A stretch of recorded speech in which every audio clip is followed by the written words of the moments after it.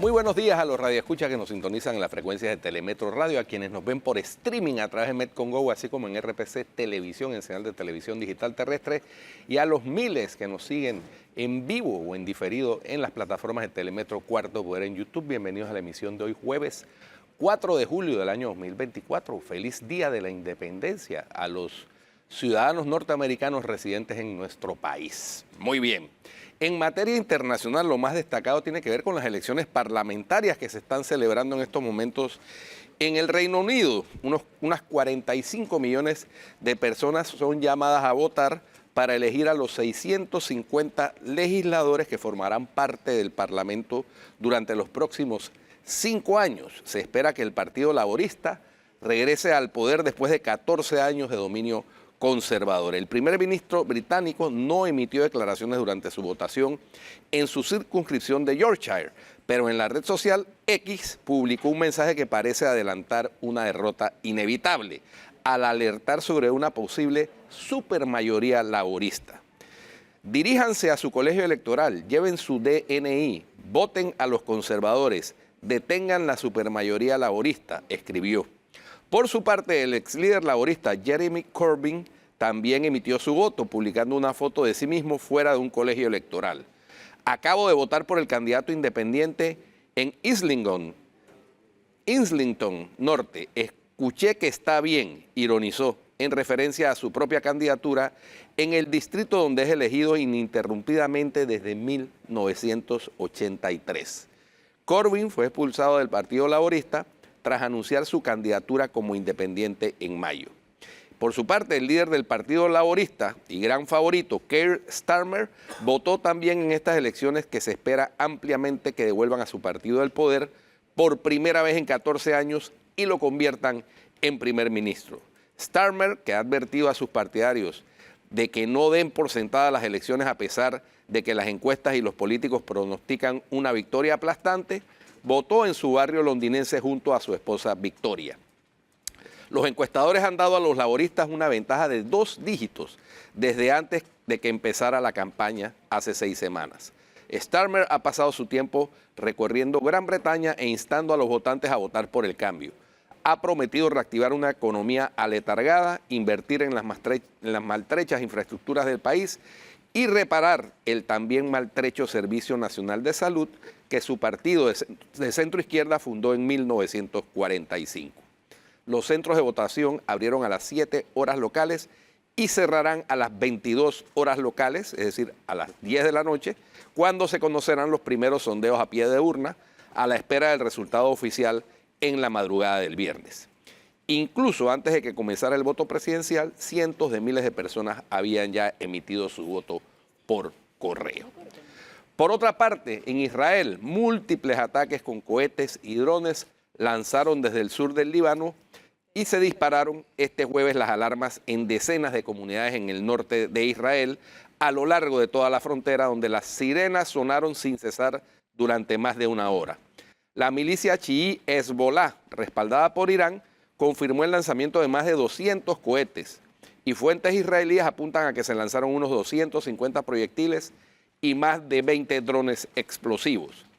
Tras las sirenas que sonaron en el norte de Israel, numerosos proyectiles y objetivos aéreos sospechosos cruzaron desde el Líbano hacia territorio israelí. La defensa aérea interceptó con éxito muchos de ellos, señaló el ejército de Israel, que está en estos momentos atacando el sur del Líbano en respuesta. Hezbollah dijo que este ataque es la respuesta a la muerte a manos de Israel del comandante Mohamed Niamak Nasser en la localidad de Al-Housh, cerca de Tiro, en el sur del Líbano, el segundo alto mando del grupo eliminado por Israel en las últimas semanas. Ayer ya lanzaron un centenar de cohetes en represalia por esa muerte.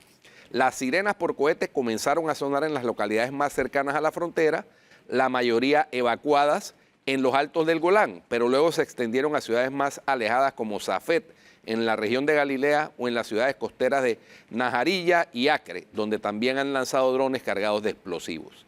Como resultado de los drones explosivos y la metralla de las interceptaciones, se produjeron incendios en varias zonas del norte de Israel.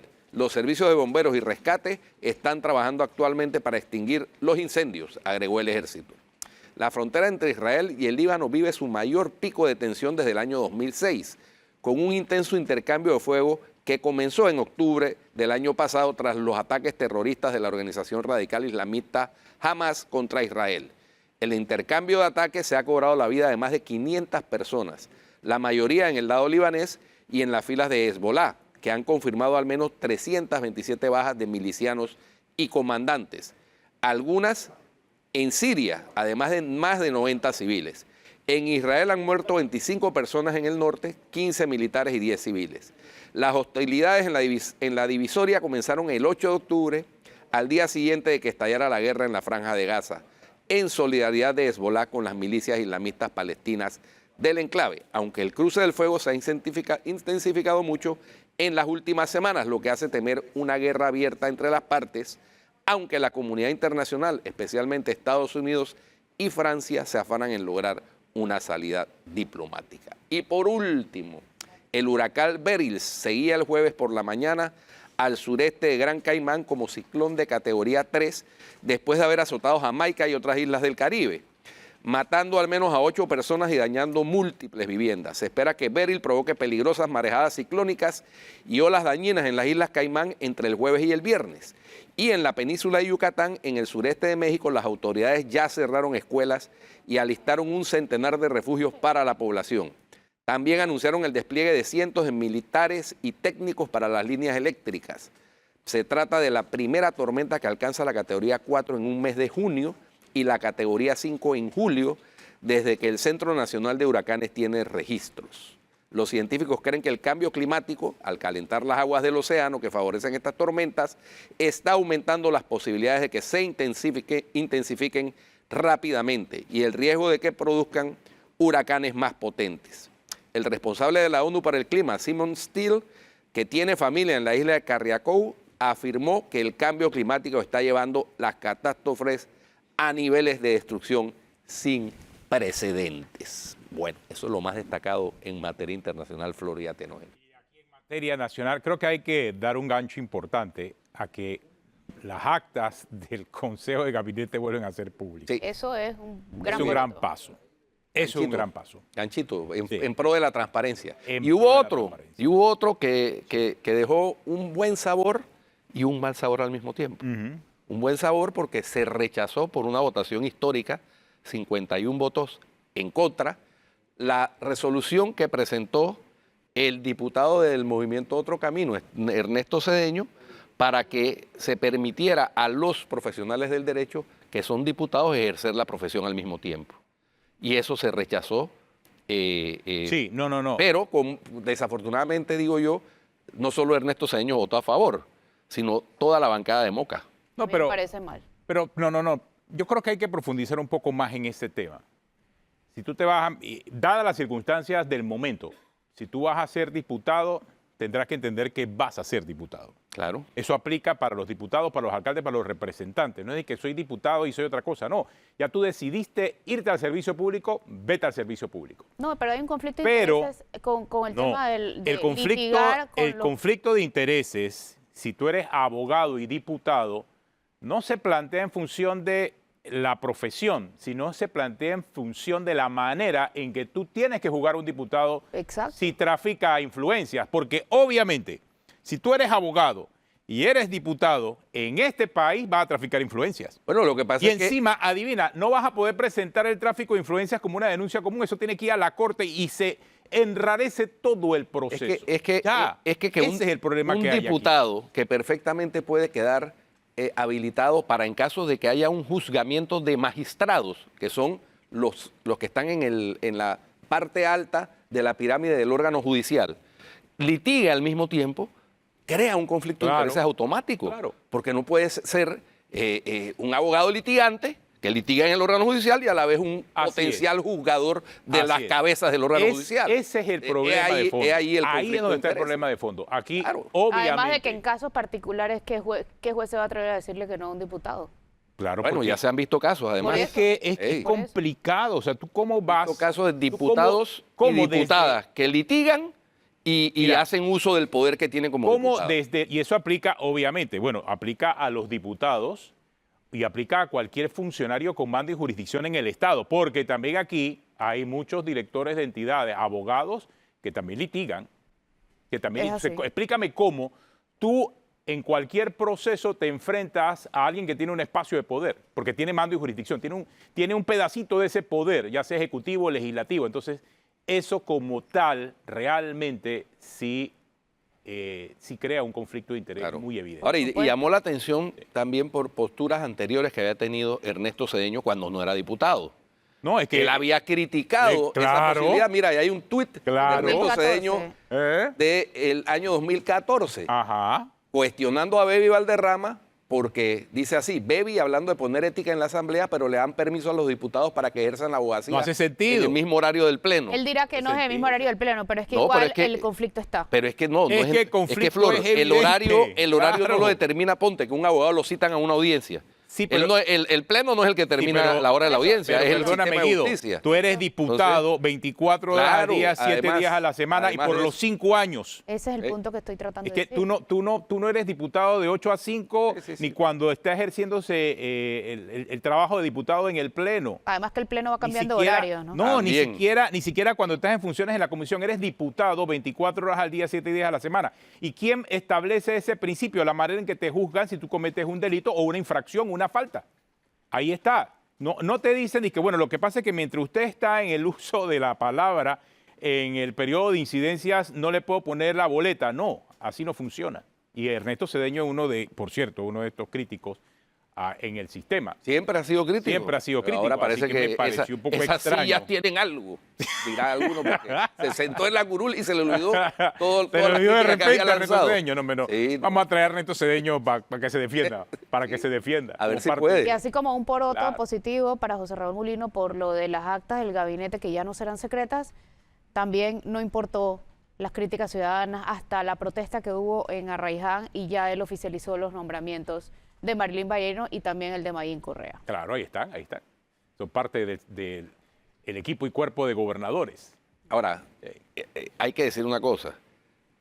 Gústenos o no las designaciones que haga, esa sí es su facultad. Claro, la del A presidente. diferencia, por ejemplo, de la del gerente de Prontur, que no es su facultad. Y también me comentaron, además, yo no sé, estoy investigando, que hay una nominación que ha hecho ruido en el sector bancario, y es la del superintendente de bancos. No por la persona, porque todo el mundo dice es un tipazo, Milton Ayon Wong, Pero es que es gerente de sino un banco. que actualmente es banquero en ejercicio y la ley bancaria prohíbe que un banquero en ejercicio ejerza, o sea, superintendente de bancos. Y hasta ahora, en la historia del No había sector ocurrido. financiero, ningún banquero ha sido superintendente de Bueno, justamente porque es ilegal, ¿no? Estos son los efectos Claro. de la transparencia. Entonces- o sea, por eso, cuando hablamos de transparencia, hablamos, y ahí está Mayín Correa también, por cierto.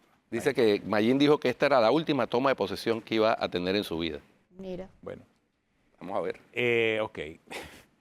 El asunto es que cuando se habla de transparencia, es de esto que estamos hablando.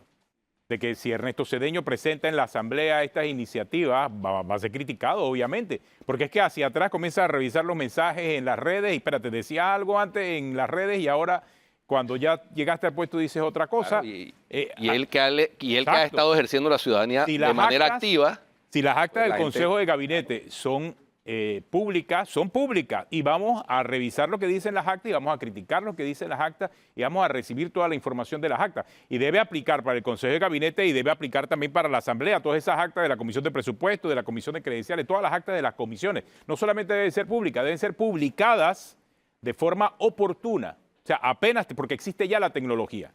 Hay inteligencia artificial que puede inclusive transcribir de manera inmediata todo lo que se está diciendo en una de estas comisiones o en el Consejo de Gabinete. Así que yo me imagino que ahora van a aplicar la tecnología y pueden- para que las actas aparezcan Ahora, inmediatamente. perfectamente puede también hacer públicas las actas del Consejo de Gabinete. de la Eso es lo que administración te iba a Cortizo. preguntar, Guido. Sí, claro. Sí, ¿no? Porque es que, Oye. espérate, el carácter secreto se lo dieron por 10 años, me parece, porque Sí. era Sí, supuestamente... pero el Consejo de Gabinete puede, así como restringió por se 10 años, restringió, se levanta puede la abrir restricción. hacia atrás. Claro. Te pongo un ejemplo, Ujú. así que me viene a la memoria. En el año 99, perdón, el Consejo de Gabinete, en el año 2002 realmente, el Consejo de Gabinete determinó que las partidas de la partida discrecional de la presidencia eran de acceso restringido durante el gobierno de Mireya Moscoso. Tomó posesión Martín Torrijos en el año 2004 y levantó la restricción y publicó todas las partidas discrecionales desde Ernesto Pérez Valladares hasta las de Martín Torrijos. Y desde entonces se publican todas, algunas con más retraso que otras, pero se publican al fin de cuentas. Entonces, ahora podría pasar exactamente lo mismo. Me parece, yo creo que no hay nada que riña para que esa transparencia también cubra las actas del Consejo de Gabinete del periodo de Laurentino Cortizo. Yo creo que sí, así que me imagino que el siguiente paso puede ser ese, ¿no? Bueno, yo creo que el siguiente paso es que si hablamos de transparencia, o sea, todos los actos públicos que sean transparentes. Por supuesto. Todas las discusiones que se den en la Comisión de Presupuesto, todas las decisiones que se tomen en cada una de las comisiones, que sean transparentes, que se conozca toda la discusión, que se conozca la votación de los diputados. Al final de cuentas, esas son actas del Gabinete de la República de Panamá, independientemente de cuál sea la administración. Exacto. Y si hablamos de transparencia, significa que entonces se abre el debate en función de esa transparencia, de lo que ahí se discute. Esa es parte, ese es el interés al darle esa apertura a las actas. O sea, porque si... Y de igual forma es una gran ayuda para el ciudadano y una gran ayuda también para el periodismo que busca informar acerca de lo que está ocurriendo, lo bueno, lo malo, lo feo. Oye, las decisiones contradictorias, para eso también están las redes sociales y la historia y la memoria que queda en las redes sociales. A nadie se le va una en las redes sociales. Sí, sí. Oye, a propósito, ayer me escribió un morador de las áreas de la cuenca occidental del canal, la que quedó restablecida en virtud del fallo de la Corte Suprema de Justicia, que estaba viendo Cuarto Poder, y me dijo que hay más de 3.000 personas habitando en esas áreas. Pero el censo habla de 3.000. Porque o sea, ayer dijimos que 3.000. Sí, que había pasado de 300 a 3.000. Más de 3.000. Imagínate. Me dijo. Así no lo dudo, no lo dudo. Más todos los políticos que aprovecharon el momento para especular. Ahí en las áreas que puedan eventualmente resultar afectadas por la posibilidad de la construcción del embalse de Río Indio, definitivamente la ACP va a tener que hacer un censo. Claro. Porque eso va a tener que ser una salida consensuada, ¿no? Y hay que estar pendiente acerca del censo. ¿Sí? ¿Quiénes son los que están allí? Porque mira, si estamos hablando que ya van a ser más de 3.000 familias. ¿Por qué no las registraría el censo? ¿Ah? ¿Por qué no las registraría el censo? Claro.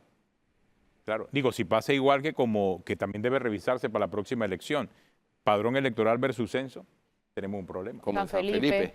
Como San Felipe, también. Que hay muchas menos de las familias que dice, y la fiscalía, que dice el padrón electoral. Al final la Fiscalía Electoral sí terminó investigando esta situación en San Felipe y tiene una serie de personas que van a ser llamadas a responder ante la justicia electoral, claro. Por violar el principio de su registro domiciliario. Sí, pero eso debió resolverse antes de las elecciones, porque eso hubiera podido cambiar la elección. No, más allá de resolverse, lo que debe es ya encontrarse una solución al problema y el censo debe marcar la guía del padrón electoral. No podemos tener un padrón electoral por un lado y el censo por el otro, en cuanto a la cantidad de residentes en cada una de las circunscripciones. Pero bueno, tenemos una pausa, regresamos en breve aquí en Cuarto Poder.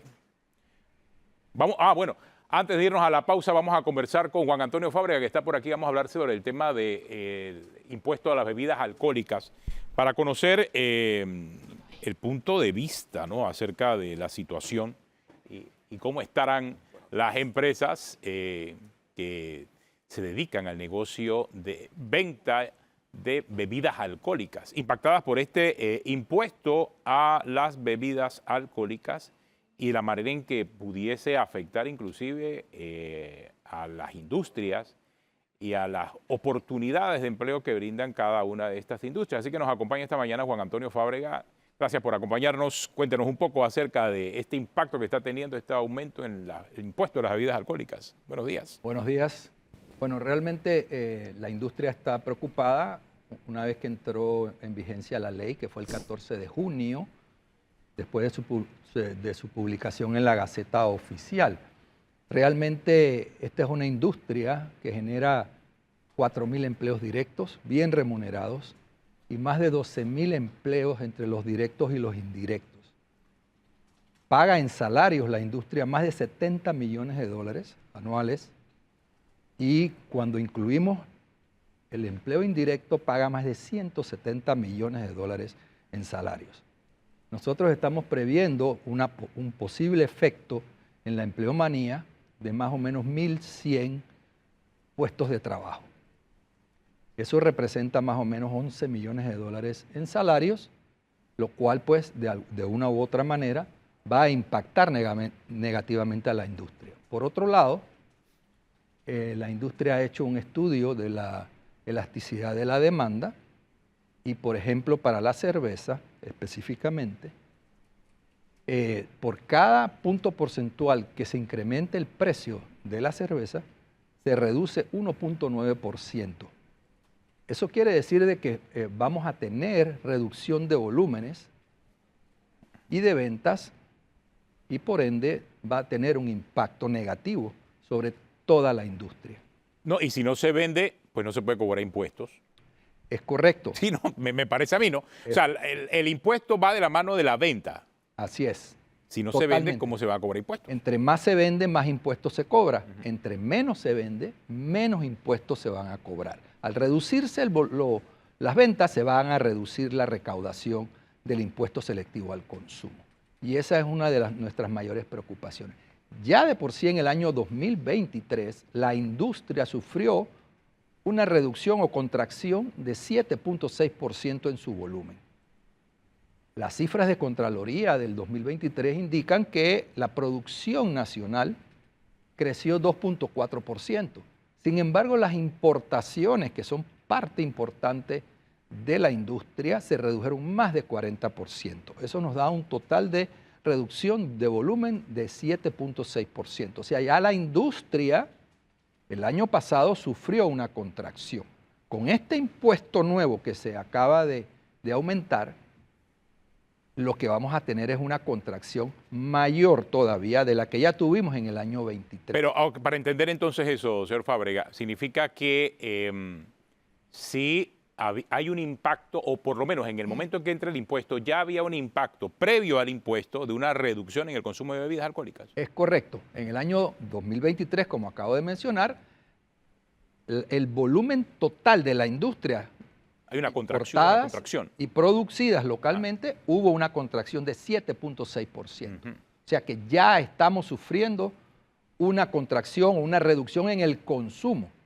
Y esa es una preocupación que teníamos y se la hicimos saber a los diputados en primer debate. Sin embargo, nuestras propuestas, nuestra información que le facilitamos a los diputados, no fue considerada en lo absoluto.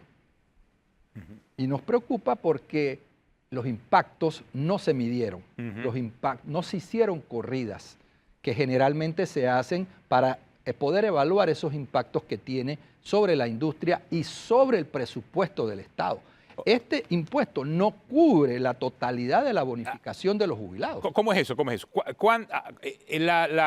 La recolecta de este impuesto, ¿cuánto representa? ¿Y cuánto representa lo que se necesita para pagarle los bonos a los jubilados? Mire, nosotros hicimos un cálculo promedio de recaudación del año 23 y el año 22, porque el año 23 fue un año de reducción o de contracción, y en el año 22 se recaudaron en el impuesto selectivo al consumo a las bebidas alcohólicas aproximadamente unos 80 millones de dólares. En el año 23, un poco más de 50 millones de dólares.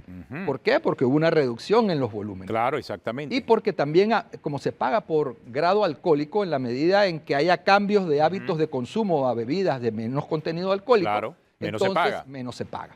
Entonces, ¿qué ha sucedido? Nosotros cogimos un promedio del año 22 y el año 23 y dijimos, ok, más o menos son como 60 y tantos millones de dólares promedio entre los 2 años. Cuando hicimos el cálculo del 30.77% que contempla la ley del total del impuesto selectivo al consumo a las bebidas alcohólicas, nos da más o menos 25 millones de dólares en recaudación adicionales. ¿Cuánto se requiere para pagar esa bonificación? Entre 45 y 50 millones de dólares. ¿Y la ley establece cómo van a poner la diferencia? No lo establece, que es uno de los temas importantes aquí. Por el otro lado, la ley contempla de que se le pagará la bonificación a los jubilados que estén en planillas en el momento en que entre en vigencia la ley.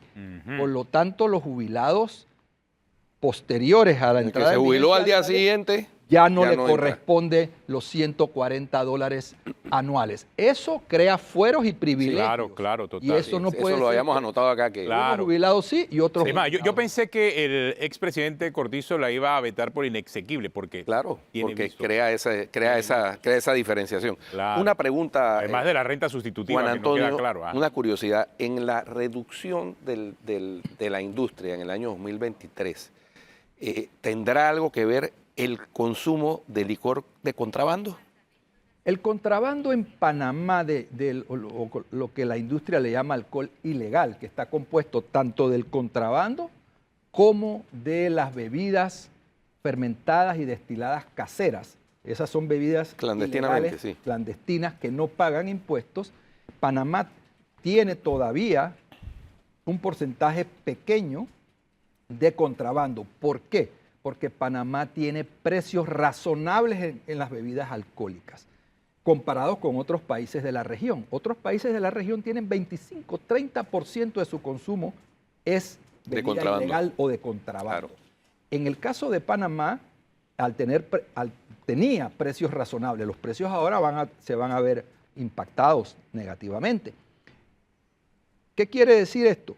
Que Panamá puede, con este impuesto, promover ese contrabando porque los precios van a ser más altos. Y eso es una de nuestras grandes preocupaciones también. Estamos promoviendo un contrabando al tener precios muy elevados donde ya no todo el mundo va a poder adquirir el producto y eso realmente va a impactar. Una pregunta así muy concreta. Por ejemplo, en el precio de la venta al detal de una lata de cerveza, una botella de cerveza, ¿cuánto afecta este impuesto ese precio? Bueno. En centavos. Bueno, lo que pasa es que todo depende del producto y del empaque, porque se paga, el aumento es de 2 centavos por grado de alcohol por litro de bebida. Y voy a tratar de poner un ejemplo para explicar un poco esto mejor. Un litro de ron que tiene 40% de contenido alcohólico pagaría en aumento 2 centavos por 80 centavos. grados de alcohol o contenido de alcohol, pagaría 80 centavos. Pero ese es al nivel de producción. De allí se le vende al distribuidor. El distribuidor, primero el fabricante Sí. le pone su margen, Sí, sí, sí. más el ITBMS, que es 10%. Eso se le pasa al distribuidor. El distribuidor le pone su margen, más el 10% Claro. de ITBMS. El distribuidor se lo vende al detallista. El detallista le pone su margen, más el 10% de ITBM. La cadena podría Es progresivo. subir hasta $2 y $3 el litro de ron. Eso es un ejemplo. No, y es un muy buen ejemplo porque ya de igual forma la mayoría de las empresas que expenden bebidas alcohólicas dijeron que va a variar el precio, obviamente, ¿no? Por supuesto. De la cerveza, de los licores, de todo. O sea, hay un aumento. Sí, generalmente el consumidor acaba pagando este tipo de impuestos, porque se llama impuesto selectivo al El consumo. Claro. Claro, eso se lo paga el trasladan al consumidor. ¿Cómo afecta a las empresas? Que se cae el volumen, al caérseles el volumen, Claro. entonces las impacta negativamente. ¿Y en cuánto han proyectado usted? ustedes que puede caerse el consumo? Bueno, nosotros hemos proyectado que si nosotros, por ejemplo, hay productos que pueden subir entre 5 y 10% y hay productos que pueden subir entre 10 y 15%, dependiendo del producto, del empaque y de Claro. otras y de la estrategia de precio de cada empresa. Claro. Nosotros no podemos asegurar un número exacto porque cada empresa tiene una estrategia de precio. Por ejemplo, a lo mejor yo decido absorber parte del precio en un empaque, pero se lo voy a poner al otro, para que sí lo pueda compensarlo. aguantar, claro. Exactamente. Entonces va a variar, pero entre 5 y 15% más o menos va a ser el incremento, que es realmente importante un incremento de esa naturaleza en un producto de consumo masivo. Y un producto que se produce en Panamá, Es en correcto. la otra parte. Así es. Bueno, gracias Juan Antonio por acompañarnos. Juan Antonio Fábrega del Sindicato de Industriales conversando aquí en Cuarto Poder. Gracias a ustedes. Tenemos una pausa, ya regresamos. Vamos a estar conversando también con el diputado del movimiento Otro Camino, José Pérez Barboni, en unos minutos aquí en Cuarto Poder.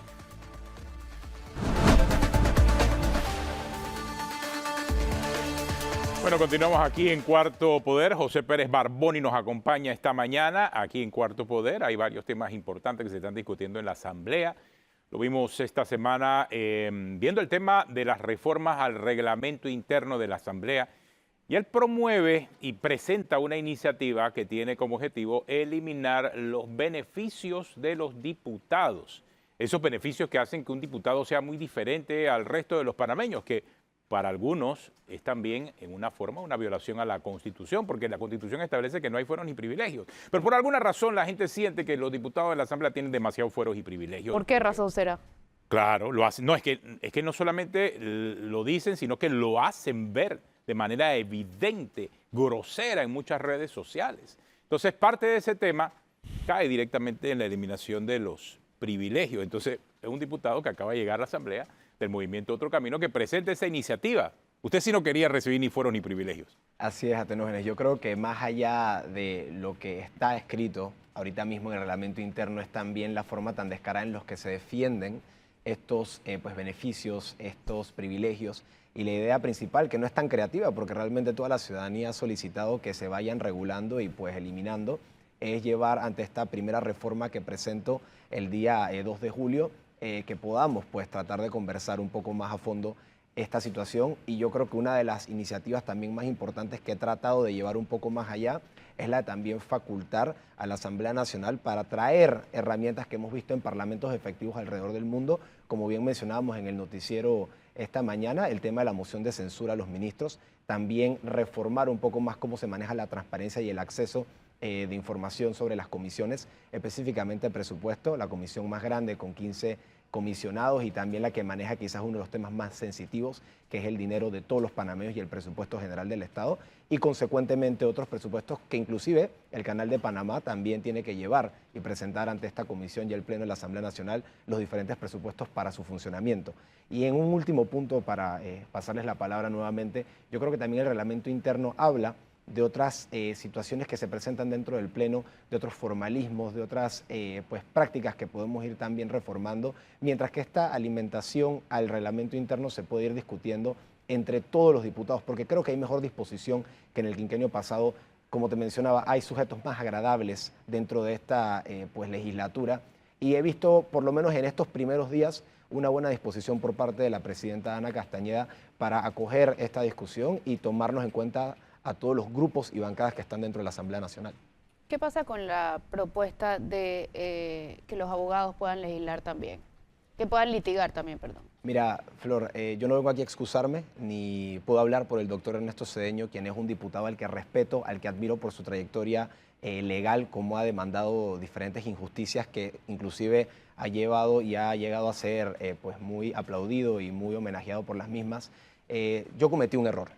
Yo de alguna forma u otra inclusive me contradije, porque yo en mi reforma del reglamento interno, y la pueden buscar en mi página web perezbarboni.com y ver el documento escaneado en la página de la Asamblea Nacional, menciono que esta es una práctica lamentable, que yo, sin ir en contra de la Corte Suprema de Justicia, quien ha dictaminado que es una práctica constitucional, pero que no significa que sea moral, como se ha llevado a debate en estos últimos momentos, en estas últimas horas, considero nuevamente que si esa licencia se otorga, tenía que ser sin sueldo. Lo establezco en el artículo 225A de mi reforma al reglamento interno. Y en el numeral 15 de mi exposición de motivos de esa reforma, de ese proyecto de ley, también menciono justamente que debería ser una práctica considerable, pero que si se va a efectuar, pues tiene que ser con las limitantes del acceso al salario. Ahora, nuevamente, creo que soy un diputado que está aprendiendo dentro de todo. He llegado con grandes capacidades, con gran conocimiento, gracias a mi equipo que me acompaña, gracias a la preparación que tuve en campaña, pero bueno, es parte de este proceso donde hay aciertos y desaciertos. Porque de una forma u otra, aunque es constitucional, porque la misma Corte lo dice, sí crea... Pero quien demandó eso fue el propio Cedeño. Claro. Es que sí crea un fuero a ese diputado que va a litigar siendo abogado y siendo diputado. O sea, y volvemos al tema del tráfico de influencias directamente. Porque ese diputado, claro, de manera directa e indirecta va a traficar influencias desde la Asamblea. Aunque él no lo esté diciendo, está en la mente de cualquier otro abogado que tenga que enfrentarse a él, que este diputado va a tener mucho más influencia que él en todos los órganos del Estado. en todas las instancias. Entonces, Claro. eso sí crea. Porque es que, sí porque crea es que un conflicto de interés. independientemente del salario, hay un evidente conflicto Claro, de interés. así que lo haga gratis. Sí, Pero va a así tener mucho más peso, va a traficar influencia de manera directa e indirecta. No, mira, totalmente de acuerdo que es un conflicto de interés. Yo no quiero en ningún momento pues caer aquí en pues promover nuevamente mi voto del día de ayer. No lo estoy justificando ni lo estoy defendiendo. Más bien estoy entendiendo, después de asesorarme mejor, después de reunirme con mi equipo, después de recibir llamadas de personas que ad honorem me hacen llegar sus opiniones y sus percepciones. Reconozco nuevamente que pues, fue un voto donde pude abstenerme, donde pude haber votado en contra. Como te digo, creo que la ponderación del doctor Cedeño ayer ante el Pleno fue bastante elocuente, fue bastante buena. Y quizás por esa, pues diría yo, situación que se me presentó en el momento, no voté con todas las herramientas necesarias. Pude haberme comunicado con mi equipo legal, pude haberme comunicado con las diferentes personas y no lo hice. Nuevamente, respeto muchísimo lo que ha hecho el doctor Cedeño desde la práctica de la abogacía. Ahora tiene un micrófono muy valioso donde va a poder tener recursos inclusive para seguir haciendo ese impacto en la sociedad panameña. Y nuevamente, yo estoy aquí más que nada para reconocer ese error de mi parte. Sin embargo, el doctor Cedeño es una persona que tiene todas las capacidades para estar aquí también, debatir con ustedes. Y bueno, No, y lo vamos a invitar también, no hay estoy duda. seguro que sí. Lo llamaré Claro. y lo traemos aquí. Luis, me equivoqué, pero ¿qué el te resto pasó? señor de la casa. Mira que es curioso porque yo conocía perfectamente bien el contenido de mi proyecto de ley y sabía que, como te digo, en la exposición de motivos mencionaba que es una práctica lamentable porque así empieza la exposición de motivos y que por eso decía, si vamos a llegar a un consenso, por lo menos que sea una práctica que no reciba una licencia con sueldo. Posteriormente, en el artículo 225, expando un poco más este numeral 15 de la exposición de motivos. Todo eso Y es claro y ahora dices me equivoqué, pero ¿qué te pasó en el momento? La inexperiencia política, la presión.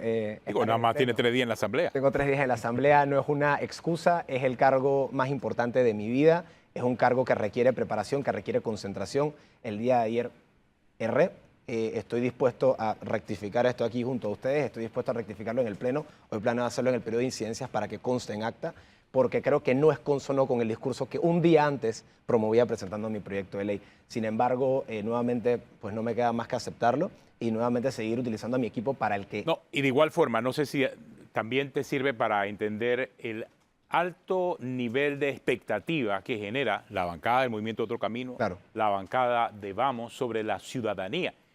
Y no en vano, yo saqué los números reales y presten atención a este número. La totalidad de los votos que sacaron los 20 diputados de Vamos más los 3 del Movimiento Otro Camino suma 702.000 votos, según cifras del Tribunal Electoral. El resto de los diputados, que no son estos 23, estamos hablando de la diferencia de los 71 diputados, tiene 638.000. O sea, solamente en 23 diputados hay 702.000 votos. Es un número enorme de panameños. Estamos hablando casi de la misma gente que votó por el presidente José Raúl Mulino. Es correcto. O sea, es una gran cantidad de panameños y que tiene unas expectativas muy altas. Esperan que haya un cambio positivo en la Asamblea y no se esperan ver que ocurran lo que ocurrió ayer con el caso del licenciado Ernesto Cedeño, a que vamos a invitar obviamente también al programa del lunes, lo vamos a tener Si me aquí. permites expandir un poco más, yo creo que también pues la falta del conocimiento parlamentario que se llevó a cabo ayer generó quizás una confusión entre todos los diputados al momento de votar por la resolución. Yo había entendido originalmente que iba a ser simplemente una notificación ya que estaba avalado por la Corte Suprema de Justicia a nivel constitucional y por ende era simplemente una correspondencia que se podía agregar nuevamente pues, al hemiciclo, al Pleno. Cuando llega la votación, por supuesto ya consono con que yo firmé esa resolución junto a la diputada Gris Hernández y el doctor Ernesto Cedeño, pues ya tenía que ser consono también con el voto al promoverlo. Reitero, fue una incongruencia de mi parte. Creo que tengo que estar mucho más pendiente, utilizar al equipo que tengo ahí para asesorarme en estos temas. Y nuevamente lo voy a seguir promoviendo en mi proyecto de ley, que fue el primero en ser presentado ante esta legislatura del 2024-2029. Y aquí la bandera que siempre va por delante es la que tengo aquí, que es Panamá. Así que de alguna forma u otra, pues quiero que sepan que esa siempre va a ser la actitud. Si se comete un error, si considero que tengo que cambiar de criterio, lo haré y lo estaré comunicando por las vías pertinentes. Yo Diputado. creo que eso es, creo que eso es valiente de Claro, tu parte, sí, así a es. pesar de un error, creo que es valiente de tu Claro. parte de venir y decirlo. Errores cometemos todos. Lo importante es rectificarlos. Y más cuando se reconoce públicamente como Caíste en está tus 5 haciendo minutos, pues. el diputado Sí, no, totalmente. Pérez Barboni.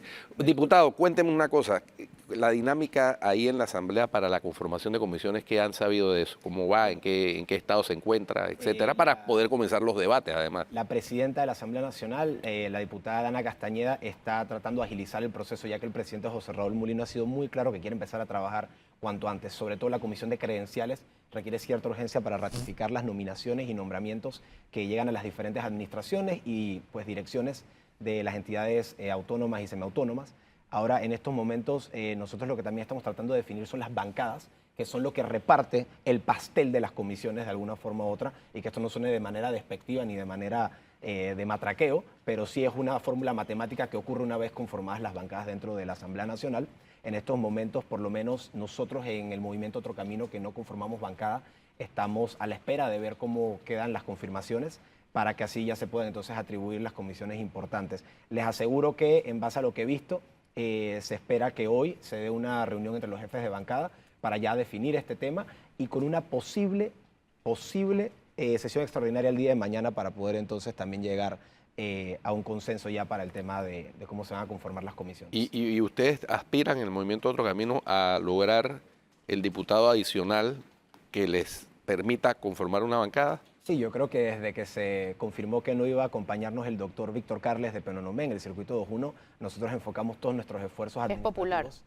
En el Partido Popular, originalmente con la diputada Patsy Lee, no tuvimos lastimosamente la oportunidad de acercarnos con el diputado Castrellón de Chiriquí, y luego entonces hemos también planteado acercamientos con otros movimientos políticos, otros partidos que también quizás han estado interesados de manera administrativa a apoyar esta causa y tener más presencia en la Junta Directiva ampliada, poder lograr las comisiones pertinentes.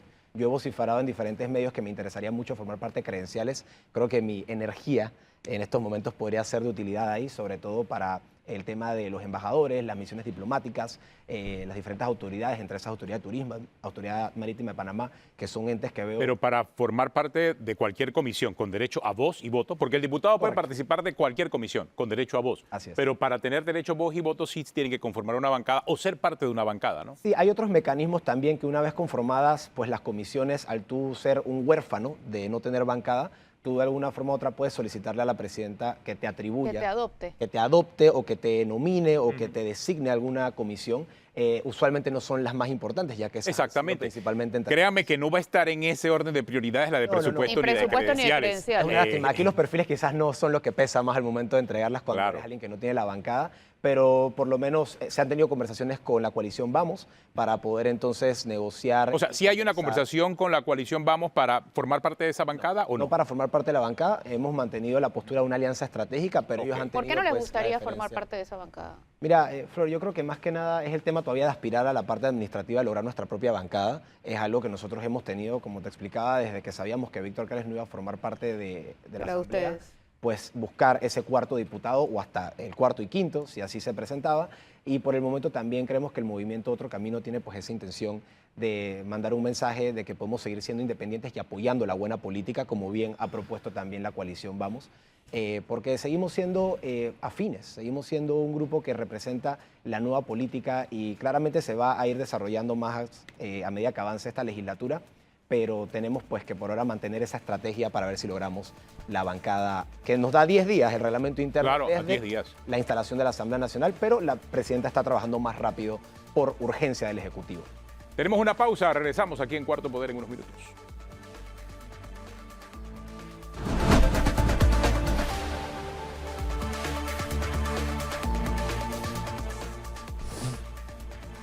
Bien, estamos de regreso en Cuarto Poder. Nos acompaña el diputado del movimiento Otro Camino por el circuito 83, José Pérez Barboni, conversando sobre las dinámicas estas que se están dando en los primeros días en la Asamblea. Claro, ellos están teniendo, como es natural, apenas natural, los diputados nuevos que por primera vez se sientan ahí, el proceso conocido como la curva de aprendizaje. Claro. ¿No? Así es. Muy bien. Algunos la tuvieron en campaña, otros la estamos teniendo en nuestros primeros días en la Asamblea y yo creo que lo único que puedo rescatar es que ha sido una montaña rusa y pues empecé el 2 de julio con dos proyectos, uno un proyecto de ley para reformar el RORI y el siguiente fue el tema de las becas, ¿no? Que si me permites, Guido, brevemente nada más es un seguimiento a lo que Edison Broz en su momento planteaba para despolitizar este sistema de entrega de las becas porque yo creo firmemente que cualquier institución que entregue becas tiene que hacerlo sin la necesidad de una carta de una autoridad, llámese un alcalde, un representante, un diputado, ni del presidente de la República o ministros. Y por supuesto también tiene que ser una figura totalmente basada en méritos. Yo planteo estrictamente que la figura del auxilio económico se elimine para financiamiento universitario y que se utilice únicamente para promover lo que viene siendo el financiamiento obligatorio por la ley, que es el escolar. Y entonces que para el financiamiento universitario únicamente se utilice la figura de la beca o el crédito y préstamo, que de alguna forma u otra es lo que creo debería ser más cónsono con la transparencia y el acceso igual a oportunidades para todos los estudiantes y jóvenes del país. Ahora que has llegado a la Asamblea, ¿cómo has sentido ese cambio? O sea, ¿tienes alguna, te han dicho algo otros diputados?